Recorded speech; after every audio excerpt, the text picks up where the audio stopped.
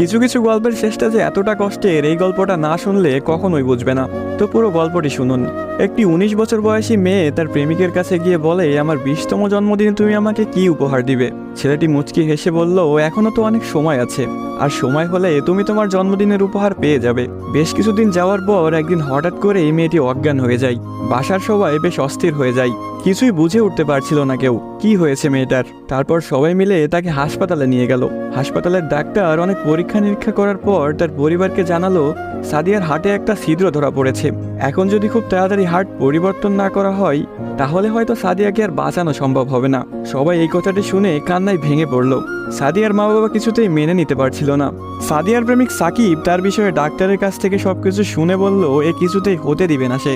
তারপর সাকিব মেয়েটির রুমে গেল, দেখলো তার ভালোবাসার মানুষটি বিছানায় শুয়ে আছে। সাকিবের কাছে যেতেই মেয়েটি বলল, সাকিব, আমি মনে হয় আর বাঁচবো না। সাদিয়ার চোখের পানি মুছে দিয়ে সাকিব বলল, কে বলেছে তুমি বাঁচবে না? তুমি খুব শীঘ্রই ভালো হয়ে যাবে। মেয়েটি বলল, তুমি কি করে জানলে? ডাক্তার তো বলেছে আমার হার্টে একটা ছিদ্র ধরা পড়েছে, আর আমাকে বাঁচানো সম্ভব না। ধুর পাগলি, তোমার কিছুই হবে না, দেখো তুমি ভালো হয়ে যাবে। এভাবেই বেশ কিছুদিন যাওয়ার পর সাদিয়া সম্পূর্ণ সুস্থ হয়ে যায় এবং বাসায় ফিরে যায়। বাড়িতে ফিরে এসে সাকিবকে খুঁজতে থাকে, না পেয়ে সাকিবের বাড়ি চলে যায়। সাকিবের বাড়িতে কেউ নেই। অবশেষে সাকিবের ছোট বোনের দেখা পেল সাদিয়া। কিরে, তোমার ভাই কোথায়? সাকিবের বোন কোনো কথা না বলে হাতের ইশারা করে সাকিবের রুমটা দেখিয়ে বলে উঠল, টেবিলের উপরে আপনার জন্য একটা চিরকুট রাখা আছে।